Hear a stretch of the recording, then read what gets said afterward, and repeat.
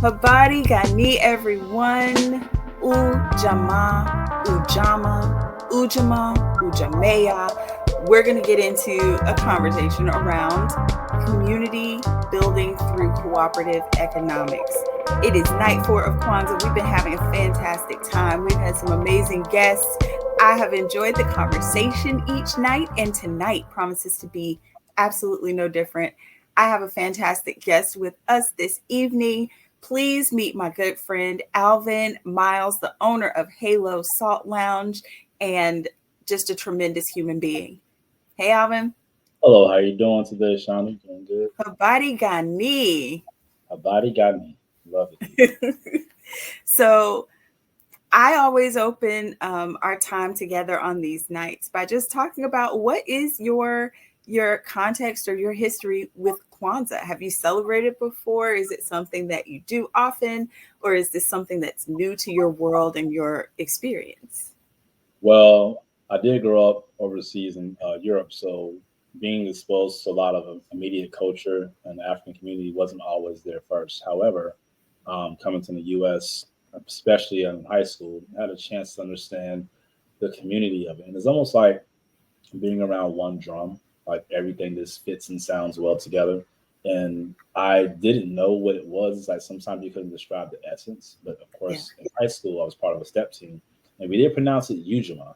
So I've heard the pronunciations of the word, but however, we were really like, it was almost like you didn't have a choice to represent what you were doing.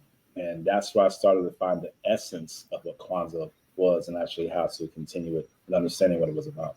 It's almost like people could sometimes say it's based on African religion, which is not true, and all those things. But when you are in the culture of it, in the space of it, it just embarks you in a way that I can't even have found anywhere else besides actually being involved with it first in high school. So, yeah. I can attest to the same thing. When you are finally like wrapped up in it and ingrained in it, and Kwanzaa becomes an actual part of your life, you understand it in such Mhm. a fundamentally different way.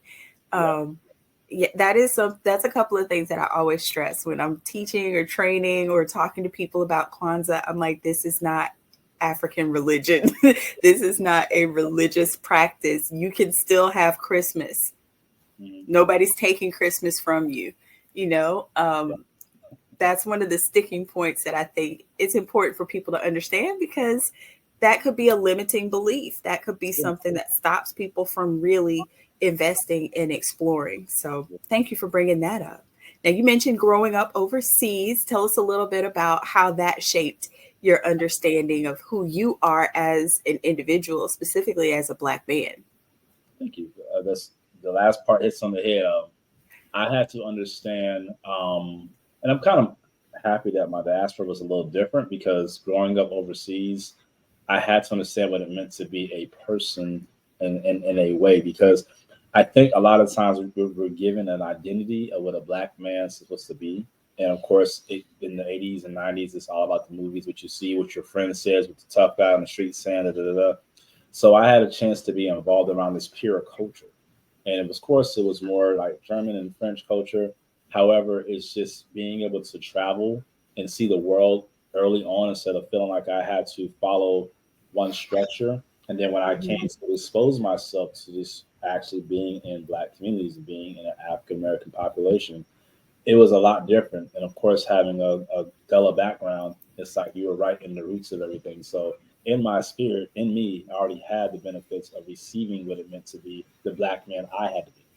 However, from the beginning, it was defined by the foundation of the culture that I grew up in. And so I'm able to, for me personally, take a new legacy on to what it means to be the black man I have to be, but also just when that word is expressed, I think we sometimes can lose track of like what is a cultural black man or what is a statistically proven black man, what is a um, the image media black man. So like Mhm. I'm very careful with that word even to this, even with business wise. Like me having the Himalayan salt cave that I own, I call Halo Salt Lounge.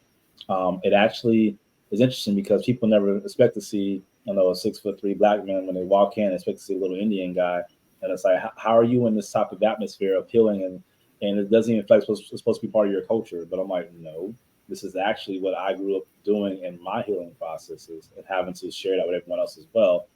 It's a major difference. So it's like a nice little cluster of things that made me to become the man who I am. And then also, just to segue a little bit, dealing with racism was different.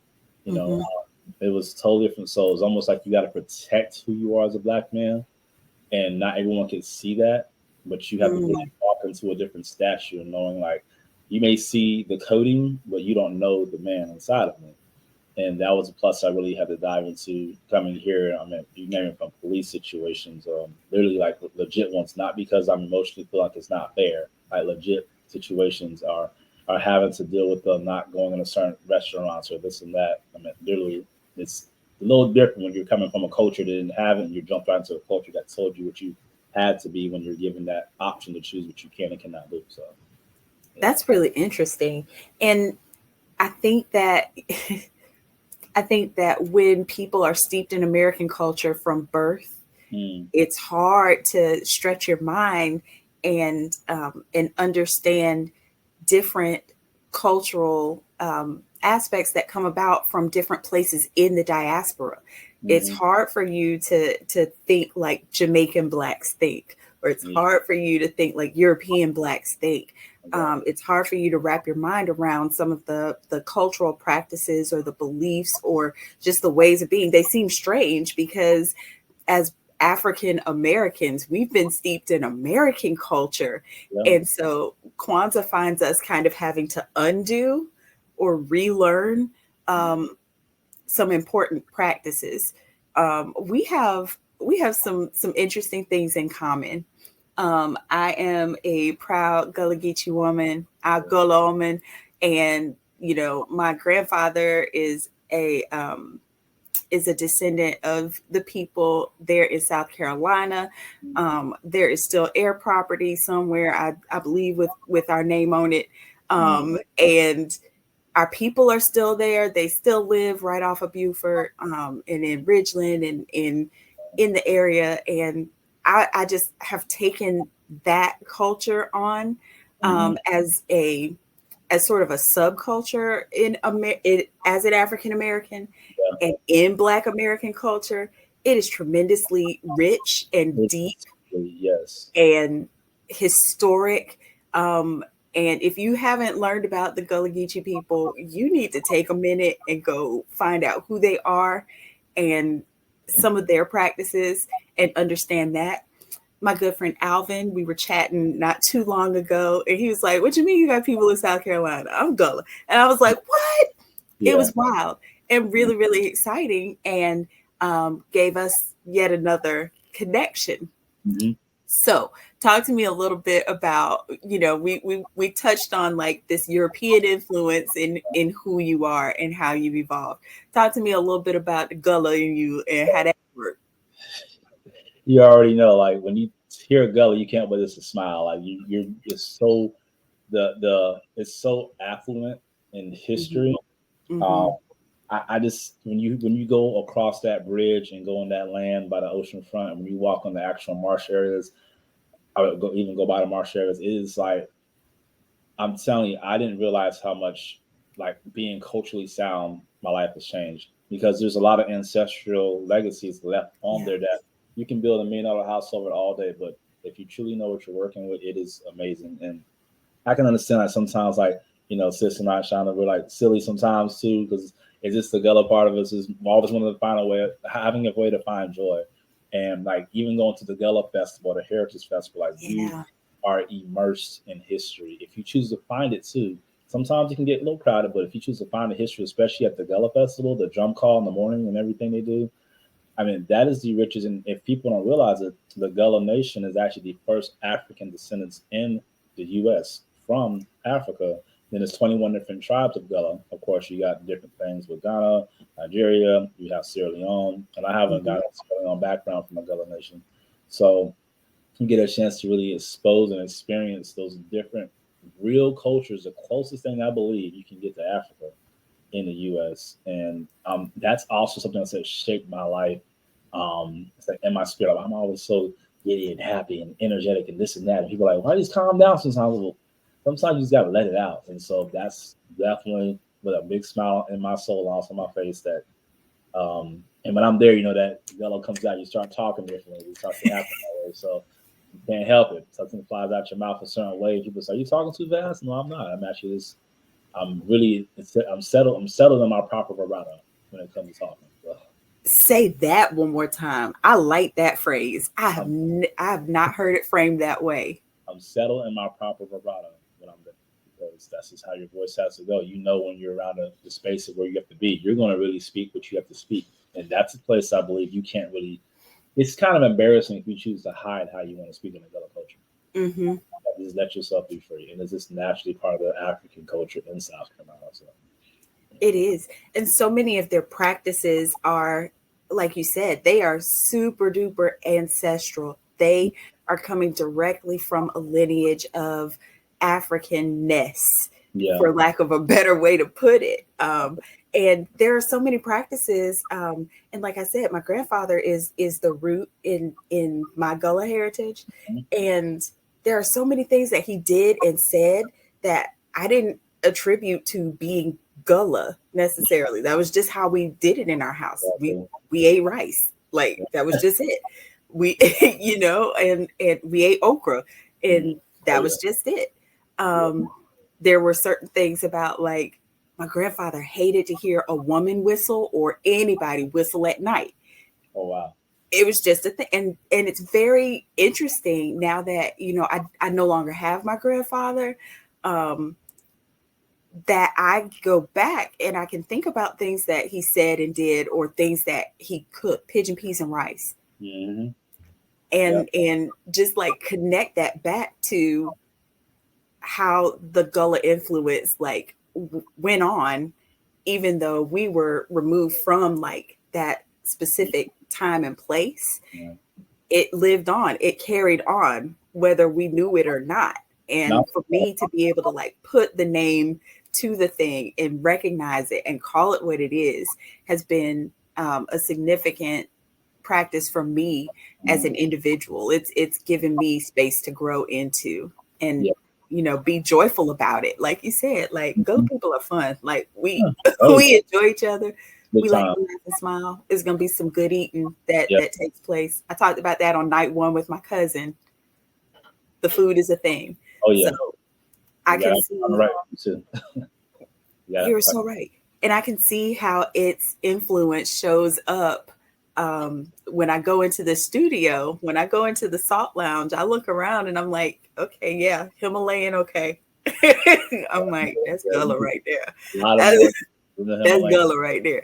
And if you know it, you begin to see it and spot its influence, which is just cool.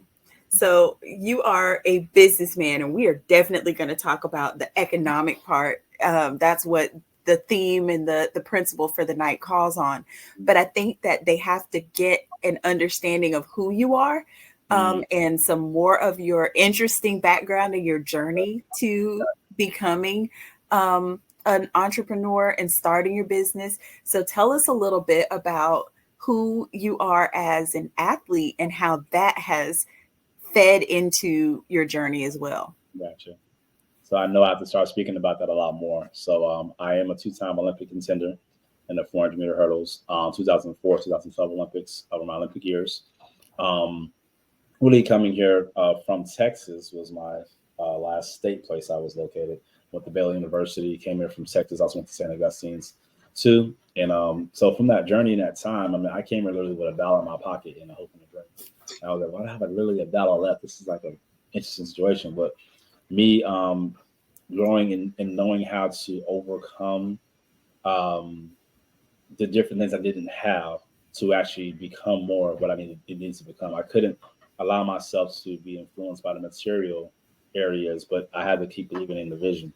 And then so in that process, coming here, as coming out of my first Olympic year, official Olympic year, um, it was more like a responsibility. Yeah. And so translating that into getting more serious, and then soon I did have to also integrate business, because people who actually are in business are actually challengers, and that's typically a lot of athletes you see. They're either in sales or they have a business, And of course, I had my time in sales and my time in the kitchen cooking. But while I always was doing something corporate, I always looked into business as well. It was just part of me to know that I couldn't define what I really had to become just by saying this is all you wanted to be. And it's funny how you mix it into a Black culture standpoint. Sometimes we're told the safe way is to be what you're told to be, and not Mm-hmm. what you have to really become what you're called to become. So, of course, journeying that time, 2012, great season year, well ranked in that process too. And from that angle, I said, I have to give back, 2010 era around that time, I started my first athletic based company called Amplify. And I focus on biomechanics and neuromechanics and just the way how the body can function and heal itself emotionally and physically, and also what traumas that can probably lock the body in place from becoming a better version of yourself. So I started that company working with athletes and also adults. Of course, working with Corey and you as well has Yeah. been a major plus, and being able to break a lot of different walls down in that space has been a plus, and helping you out for the years in that area. And so, of course, I'm like, doing great, doing everything I have to do, growing in life and growing in the business. And then I'm getting ready for 2016 Olympics. And so I'm out there like, all right, this is to be a great Olympic year, 2016. I'm going to be 36, no, 32, whatever it was. And I'm going to go, I don't know, sometimes you forget your age. And I'm going to go out here and just do what I got to do. So I went to one of my first or second trainings, and I went over a hurdle, and my leg came up this way into my body. Like my foot was over here by my waist and bent it that way. So, talking about having to use your own modalities to heal yourself in that process, I literally went through a space of feeling confident, and then next thing I know, I'm hearing on the news they're saying, "Is he going to really come back by January?" I don't think so, because the injury happened in April, and they had an interview on TV. They were like, "Are you going to come back?" I'm like, "That's my vision and goals to come back." And it was, I don't know. Literally, the news never forget the broadcast. Like, I don't know if he's going to do it. Like, I never heard anybody ever tell anybody that on TV like that. So end up Like you're gonna say it out loud. yeah, like on TV. So end up going through that process. I become a student all over again. So I was able to heal pretty fast. I did not make it to Olympic trial. Excuse me. Excuse me. Ooh, sorry. I did not make it to Olympic trials that year, but I did rank top 8 in the world that year, in the 400 hurdles, and also I ranked top 20 in the world in the 200. So I came back less than a year. I remember the first time just being able. This goes back to my culture, being able to know who I am Mm-hmm. on the track the first time again. I wasn't satisfied to get it on the track. It's one time on the track. Yeah. It was just, I take that, and from that, it made me realize who I am again and what I have to become in this new layer of my life, and not just relying on injury to traumatically throw me off guard, but go through the process of the neuromechanics, working on how your psychological self sees things, and Yeah. on the biomechanics and how your body has to refunction different muscles using different part of your body and not using the same muscle you're used to using. So putting them together, that helped the healing process out a lot easier. So but that's the part of me I would say that when it came to running. I have a little martial arts background too, and of course kickboxing background, self defense on top of it as well. But the main caveat would be track and field, and that's where I had a chance to show how great I am, and also not give it back. And that's part of going into the cultural standpoint with Amplify, giving it back. And in the same way I did in 2020. People say to me, it was during the pandemic year, but I had to say, this is who I am. I Yeah. started Halo Salt Lounge in 2020 because I wanted to make sure I could provide something people can come to just to enjoy off the fact of coming to Amplify, but a natural place you can come to relax. And just like I say in my actual slogan is to spend time in your peace. People don't know how to sometimes find their peace by going to a spa. You know what you're going to expect going to a spa. You know what you're going to expect when you go to get a massage. But when you go to Halo, you have to find your own experience inside of the location. So, and that was my spinoff from all that to create Halo Salt Lounge. I love it. And the just the sheer depth of knowledge that you have about the human body and the human mind is staggering to me. sometimes you come out with something. You'll ask a simple question and you come out with, oh, okay, well, this is how blah blah blah blah, and this is how this is connected to the other thing, and I'm going, how did you even know that? It's interesting because it's recalling for me a conversation from the previous season when I talked to Dr. Love, Dr. Chi Love, Yeah, yeah. and he is a Black man who's been practicing traditional Chinese medicine for more than 40 years. For Mhm. years, he's been invested in practicing in that.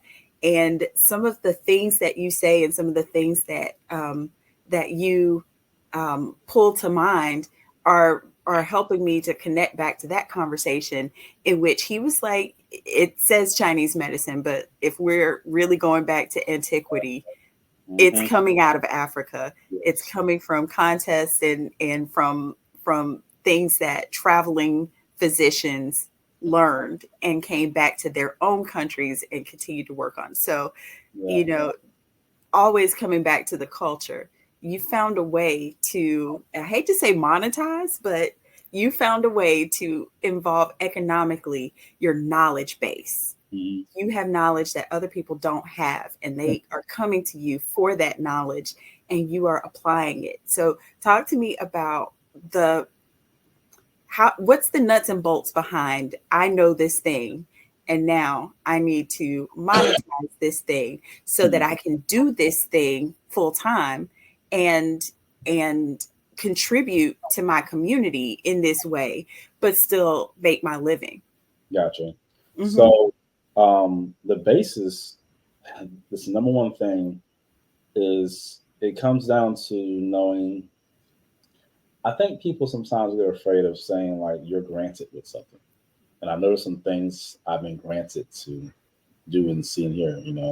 I'm a bona fide believer. I know who God is, know who God is in my life fully to the extent. And when He grants you with something, you have to first trust that process too. And that goes back to cultural understanding of who you are.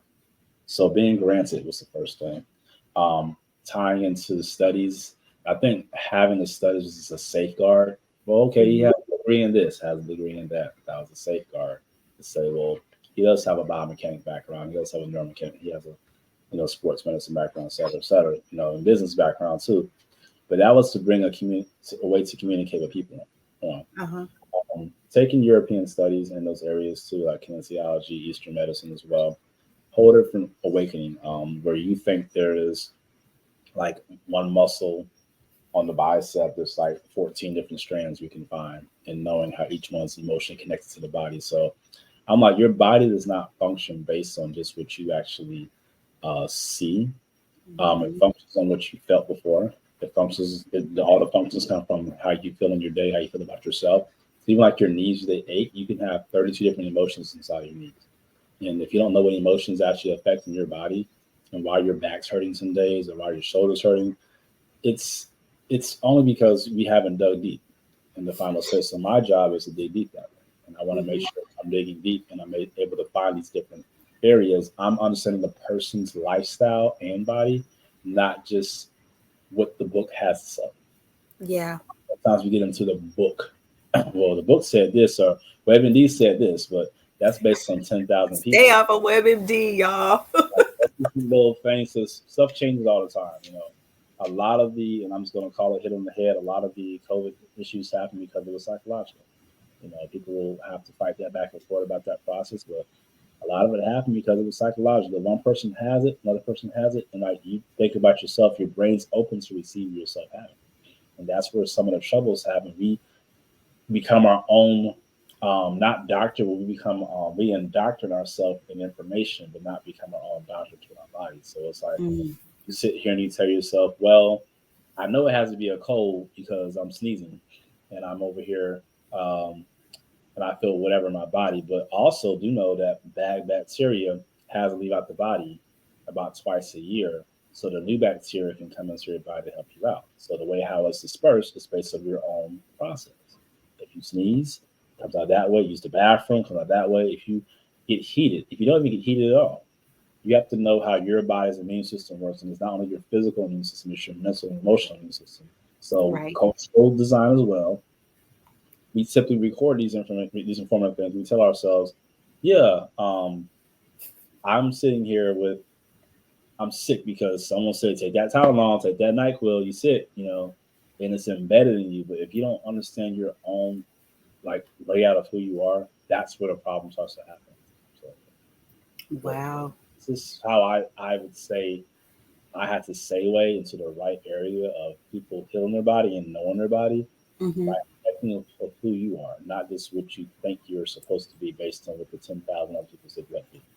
So, And I think it's significant that making those connections is happening not in isolation, but in conjunction, in community, right? mm, You're not figuring this out on your own.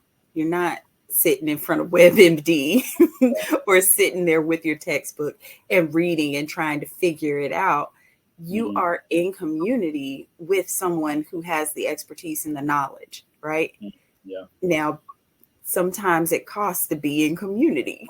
yes, it does. So being willing to make that investment is an investment.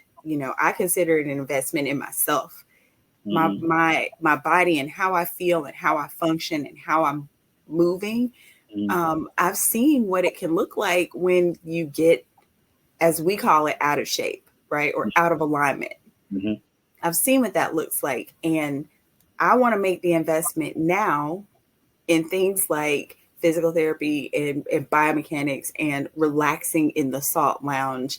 Um, I want to make that investment in things like chiropractic. Like, I'm doing all the things to keep my body functional so yeah, that as I age and as I progress, I can continue to be of service to my community. I won't be, old and broken down and too tired and stressed out to really be effective and continue to be a member of the community who is contributing in significant ways. So, talk a little bit about making the connection for people between like the investment mm-hmm, in taking care of yourself. Yes, it's gonna, you can't walk around your house and pull all the herbs and, and stuff every that you need from, local nuts and berries. But yeah.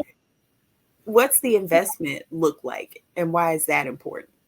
So I would say, well, I'm gonna take the monetary investment out first. I'm gonna focus on just time investment.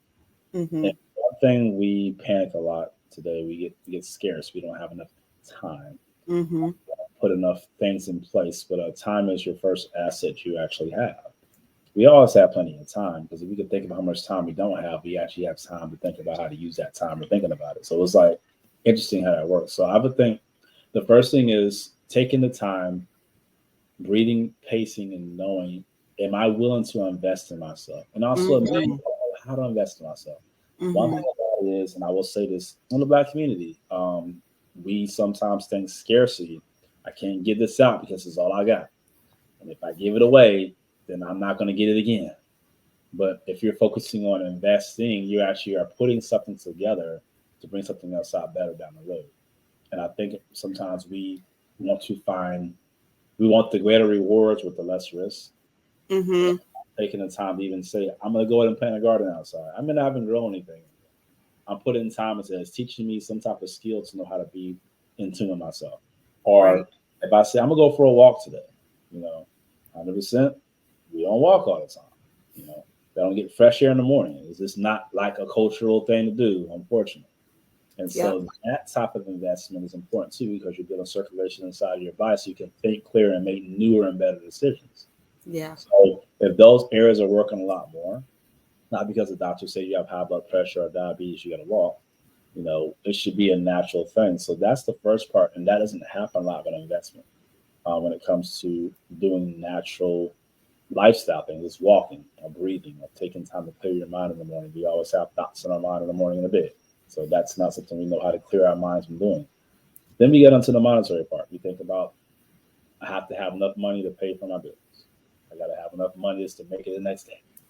We're Mm-hmm. always thinking about how much money we can keep and how much money we actually can, um, how less money we actually can give out. So we're looking at how much money we can keep. It's like, what are you going to do with it? I tell you, be careful how you have a savings account. Be very careful with that process because what you're saving for is going to be spent anyway. So be careful how you save. Be more important how you invest and try to zero out as much as you Mm, can. And sometimes we mm, try to zero out. We say, I just have enough left over for this last thing. Like zeroing out is very, very important. And if we don't know how to let go of all those things, it's not only financial, it's also mental and emotional too. Because think of mm, it, in the culture too, what do? We hold on to things, emotions, traumas, et cetera, et cetera. So that's another part you're messing up on your investment too. If I'm not letting go of things and renewing myself, I can't renew my money, my cash flows off, it goes up. But you have to trust the process of letting go, even asking for help and knowing how to let go and continue to trust the process. And the more you can let that flow go, like I heard something the other day, like, what is a bank? A bank is like a river bank. You know, our job is to catch the flow of the water to direct it in the right direction. But we don't mhm. think about that. We think about a bucket. I don't want to have a bank. I want a bucket. Let me get all the water I need and I take it back home and use it that way. But you got to walk way back where you were anyway to use the same amount of water you tried to get the first time. So why is our investments not looking like, let me construct the area that's making me know I can let go of the flow and trying to control it and allow the flow properly inside of me. And that also causes cleansing, causes renewing again. It causes different parts of our Right. body. So like now when you're coming into a space in your community and inside of your economic community, you're starting to see things differently. You're starting to Mhm. reflect how you actually believe and see things. And sometimes that's why we move out the community because environmentally spoken, if we stay there, we can do it for a while, but it's never going to change. And people get mad, Mhm. you're too good for the. No, I'm having to shift the community where I'm in to grow something that's different. It's also you taking that investment of yourself and changing your environment. That's still like the last thing I would say. Definitely, it's changing your environment is a part of an investment too, and it changes your attitude, it changes everything apart. And then what you're doing, you're not subjectifying yourself to saying I have to be this because someone else told me I had to be this very thing. Mhm. That you're saying, oh, what's my true investment? Like a relationship, what am I investing in? Not someone telling you, oh, you have to be married this way, you got to be follow the rules this way, you got to make sure you do this every day. That's how you do it. No, what is your investment that you're allowing yourself to receive, allowing yourself to give out as well, and then letting that thing flow naturally. That's all part of what I believe when it comes to investing. Even down with Amplify, I mean, you can go anywhere from 200 to 2,000, depending on what you're working with. With Halo, you can start at 90 and be up to $400. You know, when $400, we don't know how to use that. So we're thinking, oh my gosh, am I losing out on something that I can never get back? No, you're gaining some years. You're gaining a lot more years inside of your body. But I think it goes down to knowing the not the what, but the how and how to benefit in the long run. I mean, you got to go to the doctor and pay $400. You got to pick which one you want to do. So Because if you're going to pay that copay, or if you're going to pay that deductible for this procedure, or for the, if you're going to spend it, I would rather spend it in a bathrobe with some fresh fruit and some hot tea and some mineralized water. I would also, rather spend it there. I'm making a choice about my investment. key thing too, because both Amplify and Halo Salt Lounge is covered by HSA and FSA. So if you have your HSA, your health, your FlexPay card, you can use the card in both places. It's money you already putting aside anyway. So people really come and flood the space because they know they actually can use their card or their actual account for their insurance. So that's a And plus anyway. So it's that's like something that I don't think, again, Black people have been trained and programmed to think a certain way about certain things. Like, we don't think about using our insurance in creative ways yeah, to get what we need. We don't think about using our HSA with Black businesses that have what we need and qualify for, you know what I mean? We're not even thinking in that direction. And something you said was, sometimes we move out of the community because the community is not in flow. The community hasn't caught up to where we are. The yeah, community isn't on the same wavelength with us, and we're having to find resources or network with and connect with folks outside the community, um, out of necessity. So yeah. talk to me a little bit about, like, how can we get everybody on the same page, That's and how do we share this information and make sure that, like, we're all aware of what the possibilities are. I keep coming back to the word possibilities. I got you. And that's funny to say. And sometimes you have to be a little disappointed and say that the roots will always be there. It's just Mm-hmm. who wants to really be a part of the true roots. Like we know how it says, many are called, few are chosen. We know we talk about it biblically standpoint, how literally when the Israelites left out of Egypt, they had to wander around. They said 40 days, but it was 40 years. That's about 3 generations of wiping things away. So Yeah. sometimes it's a generational wealth situation, or just saying, you do it now, you get success. And everyone's going to listen. And everyone's going to follow the process. So it is kind of like, it is a possibility. If you do it and know that you're making a new community for what you are and you're leaving those seeds in the ground, it's like when we talk about going onto the villas. Like there are seeds, there are activities, there are memories planted in the ground. When you walk in that space, it's like, what is this going on around me? So it's Yeah. the same thing here. Like there's so many possibilities. There's so many avenues to unfold. It's the tricky thing of being honest about it. We can give hope talking all day to people. And it's like we do sometimes on some Sundays. You get that nice get high, and Monday you back to who you are. We don't want to have that. Truly we don't. But sometimes we settle for that because it's just repeat the hope over again. The action is just gonna take time, years again. I mean, we came a long way. A Yeah. lot of things have happened. I mean, we talk about black businesses that people call out that are millionaire based businesses now. There's different avenues of resources for us. I can say that for a fact.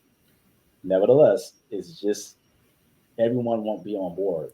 If that Mm-hmm. happens, we also want to have any opposition, Mm-hmm. and have the proper balance. And it's kind of sorry to say that way, but that's the really reality of you can't force it on one person because sometimes that person who's stuck where they are having to be an example for the next generation to know what they're going to have to be. So it's like if I'm hearing mama said this, daddy said this all the time, and looking around, you're like, well, I don't feel right in my era. What am I going to do? Well, go to college, pay your bills, retire. Like, well, that was formally said. But if you have a vision, you have to write a plan out, and it comes that way. That's the true possibility of it.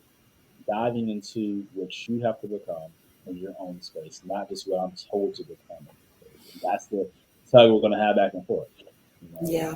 Some common lines we heard. You take care of your mama. I took care of you as a kid. About that line. About the don't forget everything I've done for you. About that line. So like these things are like dragging people back into the same space. So there really aren't sometimes possibilities for those who believe in that one thing. So that's why it's a little. That's why I would say it's a little. I can't say tricky, but it is something to kind of dive into. But being real about it, that's what you're going to get out of that whole Yeah. process. And it's totally fair to call it tricky.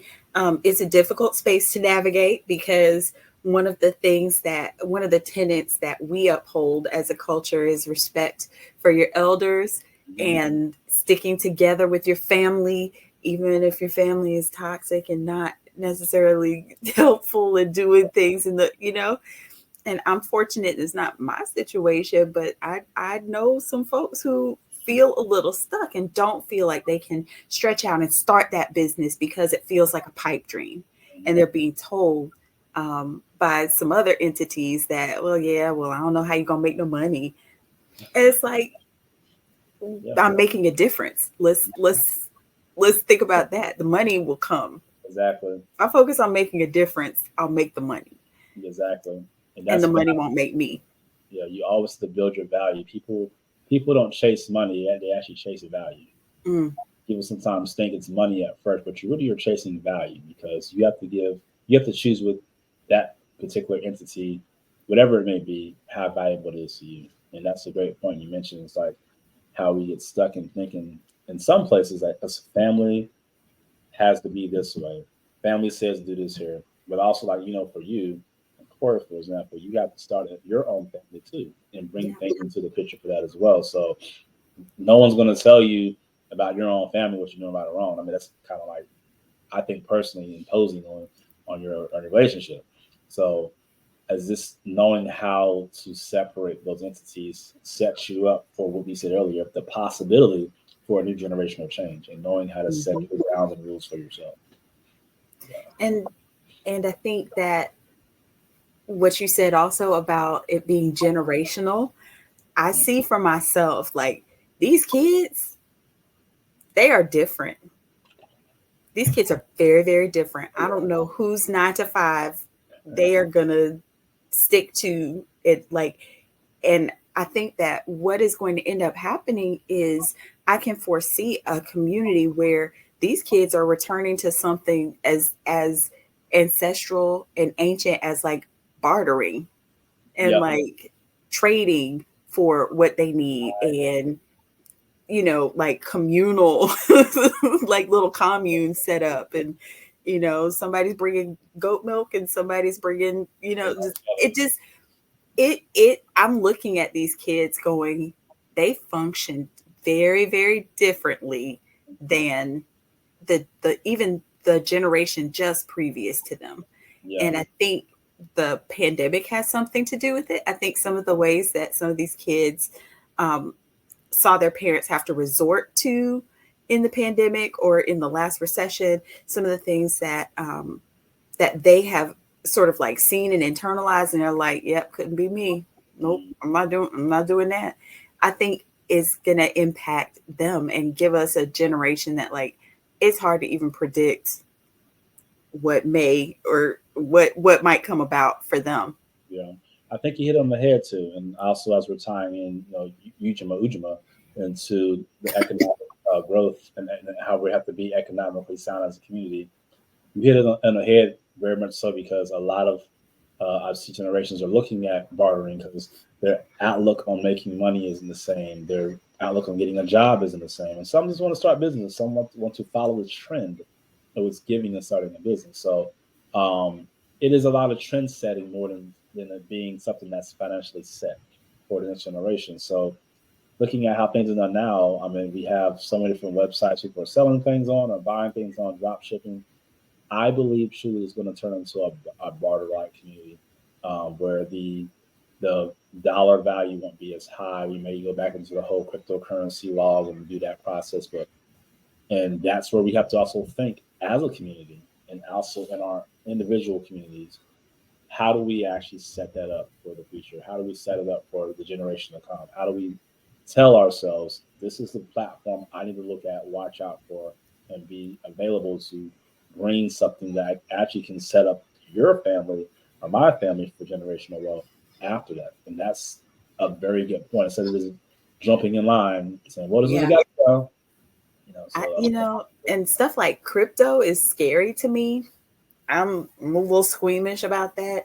And I just, I also recognize that, like, okay, but that could be where your blessing lies. There's just no telling. It's so wide open. And, the traditional ways of earning your money and saving your money and spending your money and all of those things, where are we with mm, that plan? How's that working out for us? yeah, exactly. How's that working out for us? It's not really hitting the head seriously because it's also the level of patience, Hmm. the level of time again, and how we don't really take that. We don't understand it. It's just, and I will say here, I'm gonna go a little bit on the biomechanic and neuromechanic side. Our brain clicks 2,000 times a minute over on social media, and emotions, and also in our eyes. Happy, sad, happy, sad, sad, happy, sad, sad, happy, sad, excited, curious, curious. We're always clicking our brain, and our emotions are changing more than ever on social media. So to have a structural standpoint and knowing how to even be emotionally stable or psychologically stable, unfortunately, it's like micro. Take the wrong way. It's like micro bipolarism. It's like always switching your brain back and forth. I'm just making it the word of the process, but you get where I'm coming from. It's like we're in that space, so it is harder to be substantially still or to separate yourself from um, uh, the culture that's been given out through social media. It is a little difficult to do that, and then when you try to duplicate the culture, it's like it takes me 2 hours to make a video, to get 15 likes, and it's like I don't like it. I don't like the outcomes of this. So even trying to do social media, it takes time too, and that investment in time is not really understood on that level as well. So it goes to that whole realm again. It's like where we have to appreciate the values, appreciate time, but also appreciate like who am I supposed to be for me, and not just what I'm Hmm. talking about. With that brain part, with the clicks on your mind, on social media. Imagine when you're driving or when you're at work or when you're thinking about life. That stuff carries on. Those clicks constantly happen inside of our brain. We're turning on and off emotions just because of a reaction that we see, not really on who we actually have to be in the moment. So, 2,000 times in a minute. yep, some cultures have up to 8 to 12. That's in the Eastern cultures, like over in the Himalayas, or I think over in some areas of China, they may have about 6 changing emotions in one day. But whoever's on social media is different. You're clicking your brain because you're searching constantly for something to gratify what you're wanting to be in that moment. And if I can find a distraction good enough to gratify, that bleeds in everything else in your life. You know, people want to find that distraction. So it's 2,000 times a minute, literally. Brain's Think clicking down. about this. Let's frame that. I'm looking at the timer. We've been on here for about 46 minutes. Mhm. Double that, and that's the number of that number is staggering to me. And no wonder kids seem weird. Like Yeah, they're on their phones all the time and the yeah. things. No wonder. And the body's sinking in, and of course, Hmm. mechanically, when you expand your spinal cord at the top of your neck, all of your motion caps open up wider because you're constantly sinking in. Your heart sinks into the back of your back more, so you're actually overheating your heart sometimes. And the phone's right here anyway, so radiation is happening. So all these things are happening in our body, and we're crunched in because we're actually are finding a way to be more into ourselves. Now, am I saying it's all bad? No, but the effects, some effects we know, are actually out there. Just prevalent, especially in kids. I've had Wow. athletes I work with who really cannot even, they're just like zombies. Like, I don't want to push my body, but I just want to sit here and just do nothing. And when I say, oh, what are you, what are you looking at on TikTok? Oh, let me show you. What are you looking over here? Oh, yeah, let me show you what I have over here on my Instagram page or whatever. I'm like, yeah, I hear you because you know where your life spins around. And Hmm.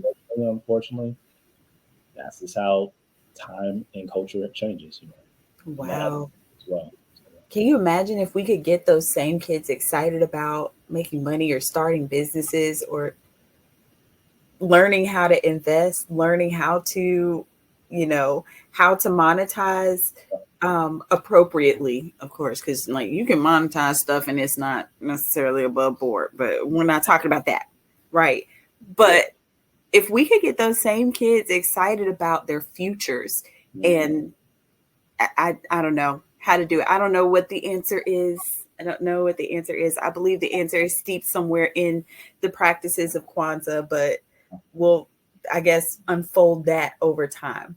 And that's a good point there too, Shauna. Bringing Kwanzaa into the communities would be a plus to have those 7 principles outlaid so people can understand like this is what culture means. This Right. is what it stands for. And I think that's a good segue how you mentioned that. Like if if we teach the morals and the principles to our cultures, then that separates a lot of the other negative biases that we have or cultural the populated overpopulated cultural comparisons we have for the things we do. So I think really diving into that, and I really want to see like the different communities and different throughout the year, and just not saying Hmm. like, celebrate Black history because we have Black struggle. You know, that's not all Black history is about. We struggle, we made it through, we've overcome. We've been overcoming for many years, more than just what history has shown us. And if we can continue to add those actual stance of Kwanzaa throughout the year and principles, I believe, and hearing you say, like I said earlier, that's going to make a major difference in how the communities can shift and move. Yeah. So, And and, again, to that same point, that's why I am, launching Living Kwanzaa for two reasons, because living Kwanzaa principles and living it out is going to, I think, give our communities a framework mhm. using these principles that will actually move the needle, that will actually get some stuff done.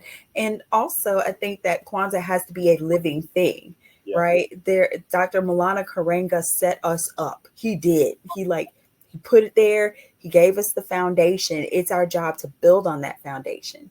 And I think that, a lot of like, I will call them Kwanzaa purists, you mm, know, Your candles have to be made out of wax and they have to be lit with a wooden match. Don't use no lighter for Kwanzaa and this and the right. They get like really stringent about how Kwanzaa is practiced and how it's presented and this, that, and the other. And I'm going, okay, but it's post 2020, it's post pandemic. Everybody is not gonna pass that Kikombe cha umoja around and drink out of the same cup Yeah. in a public setting. We're not doing that. So I'm finding that like we've had to introduce some new context and generationally we've had to look at what serves us best and how we can perpetuate this. So that's one of the things that I am aiming for, helping to pull that into our communities and working with our young people and working with parents who want to set this framework up for their families, for teachers who want to set this framework up in their classrooms, and just moving through it in a very like programmatic, systematic way. Hmm. I agree. So as we close in on our time is not done, but as we close in on our time together, I want to talk a little bit about the actual definition. We just referenced Dr. Karenga, and the actual definition that he gives for this principle is to build and maintain our own stores, shops, and other businesses, and to profit from them together. So, talk to me a little bit about specifically how that definition of the principle lands for you and how you're walking that out.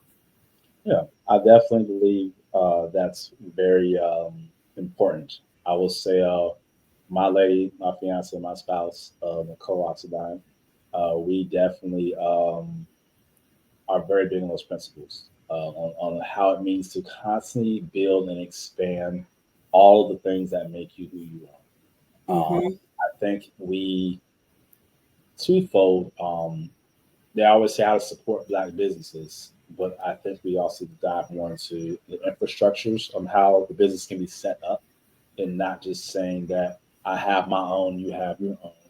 If there was a thing we're supposed to do, but there was companies that just really took in Black businesses, and it's almost like we have our own target, and like you're sitting there, almost like going to a boutique, but having like an actual corporate location where you can go inside and you really can shop the titles and shop the companies and corporations now. And I think we miss out on how that's profitable. We are so much against that because again, it goes back to you can make more than me.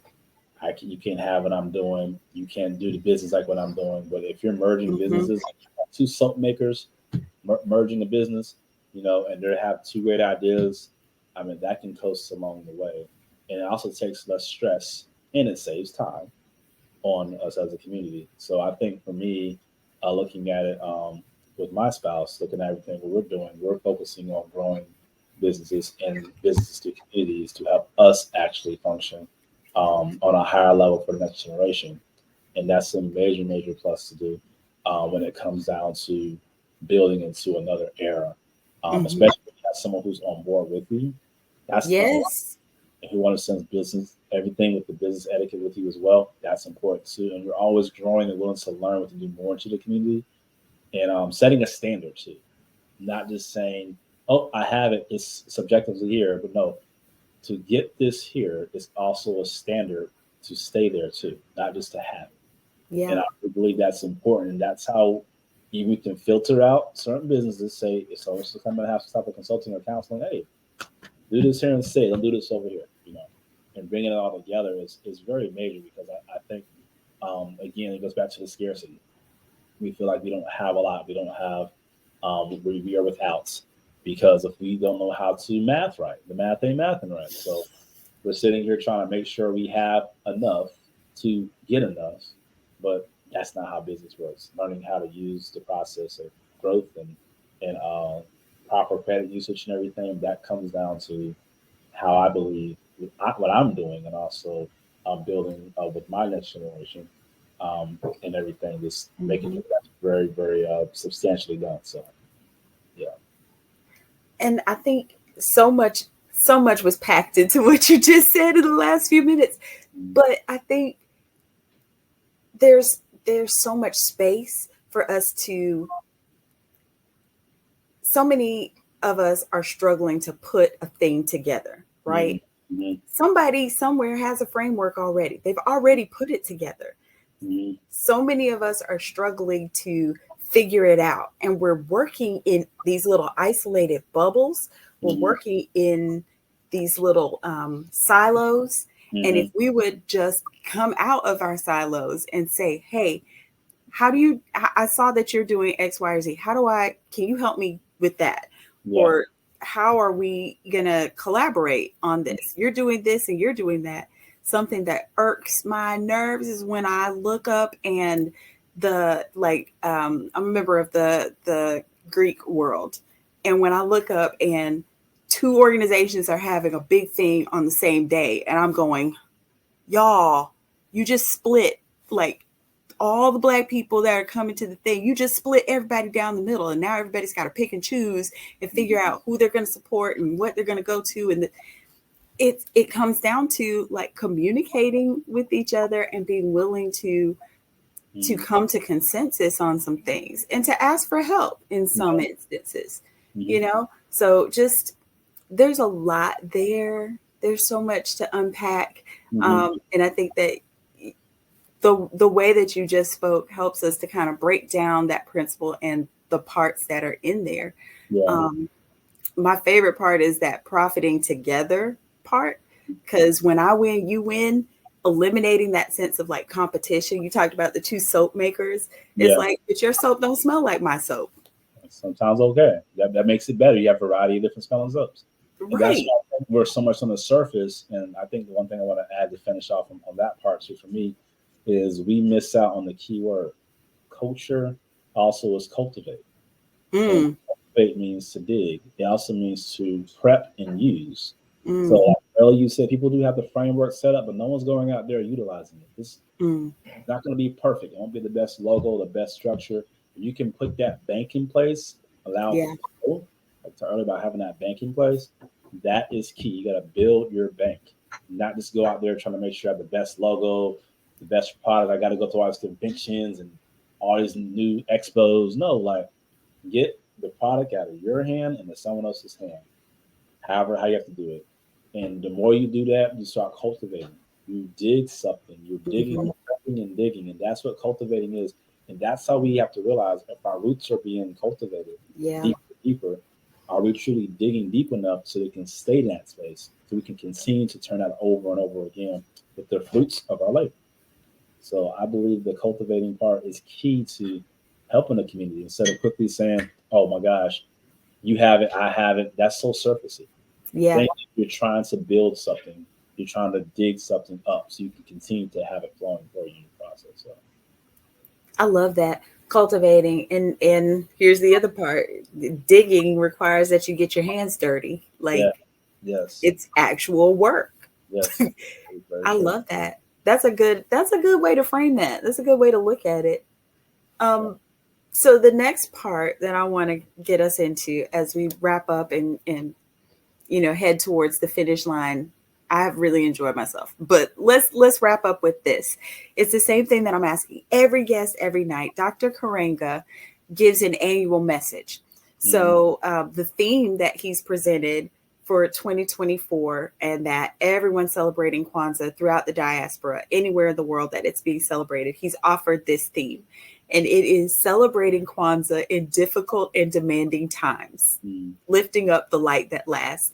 So, starting backwards, why do you think Kwanzaa has been around for so long? We're more than 50 years into this cultural celebration, this holiday and experience. Like, what is it about Kwanzaa that's like keeping it going and growing it as it moves?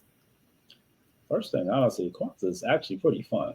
It is. I mean, it gives you a space of identity. There's no negative, uh, convoluted space about it. It's all positive, first thing. Mm-hmm, And it goes back to the spread of the community.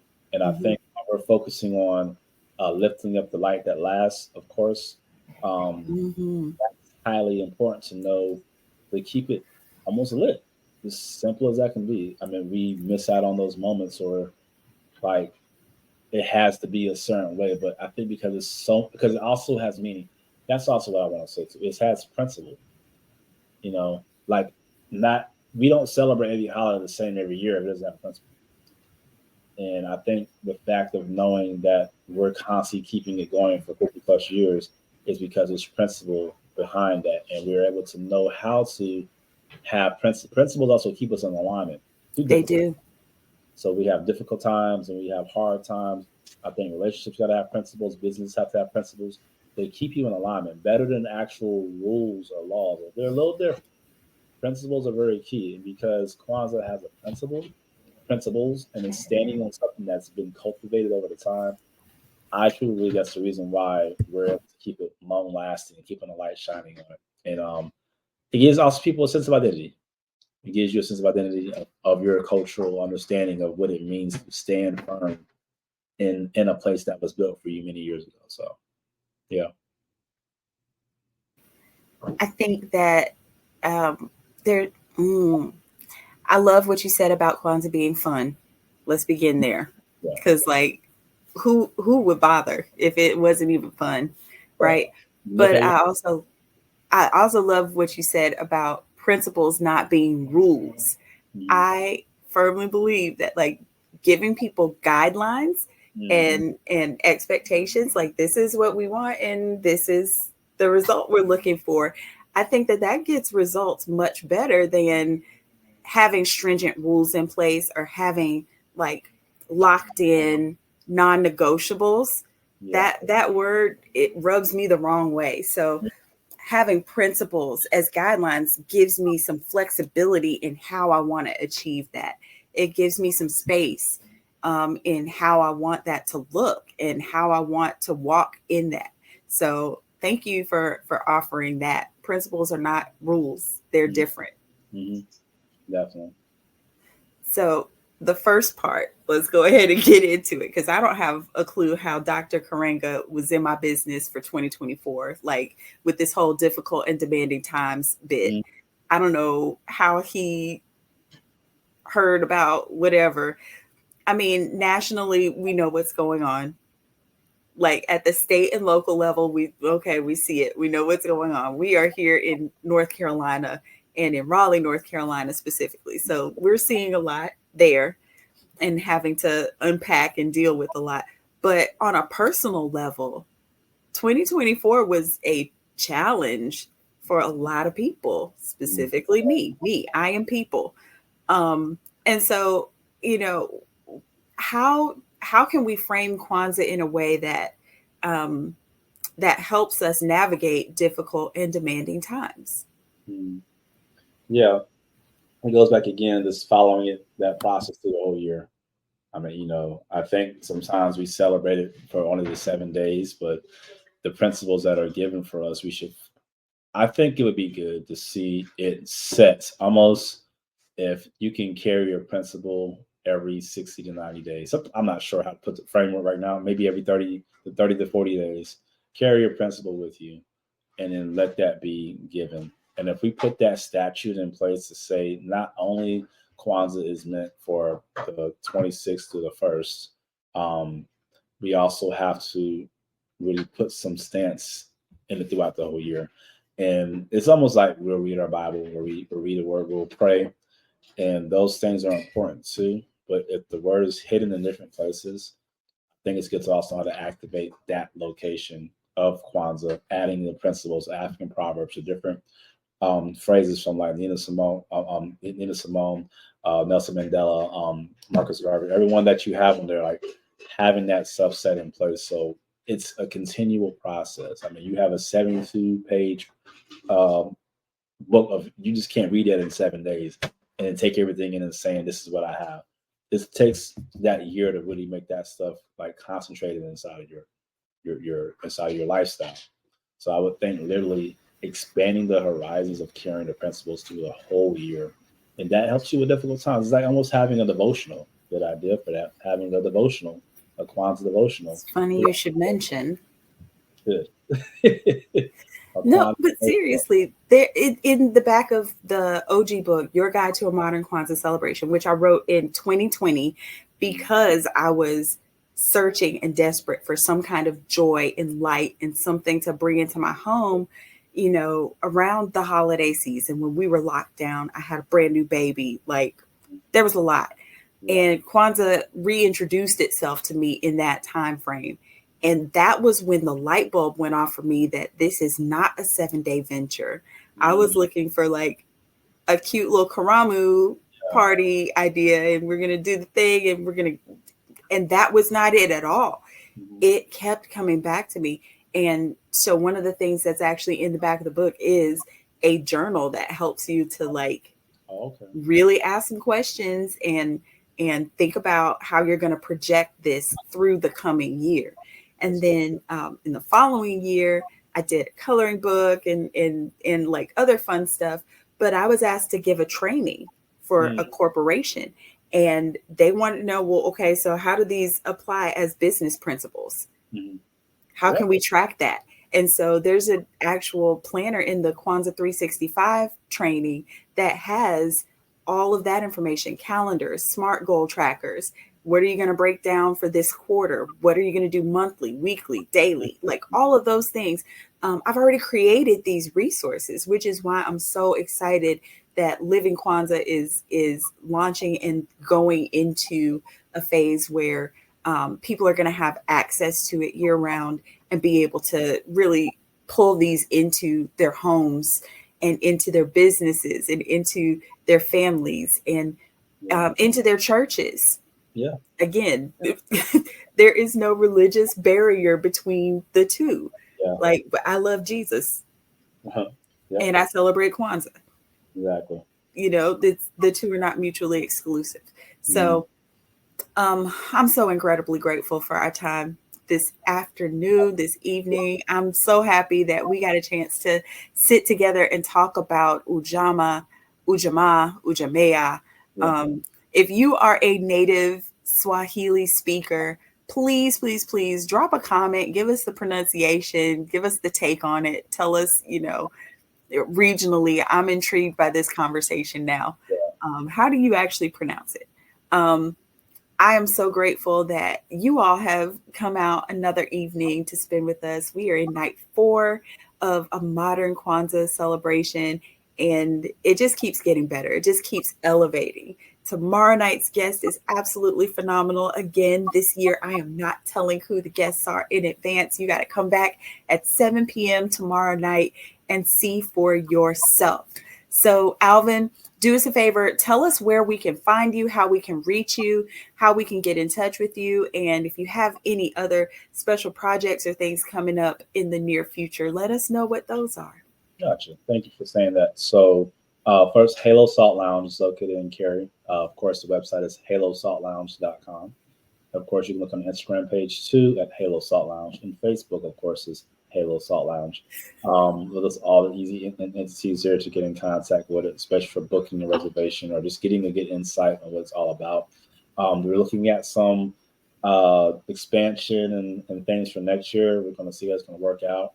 Some things are in the cards and the books for doing a something that I had in place 5 years ago, 4 or 5 years ago. That's supposed to happen with Halo. I will keep that quiet for now, but just stay tuned for that part. And as far as an Amplify, it's pretty much the same process. You can contact 919-646-1358, or you can also just simply send an email to Amplify Blueprint. It's AMPLIFI, not a Y, blueprint.com. Sorry, blueprint at gmail.com.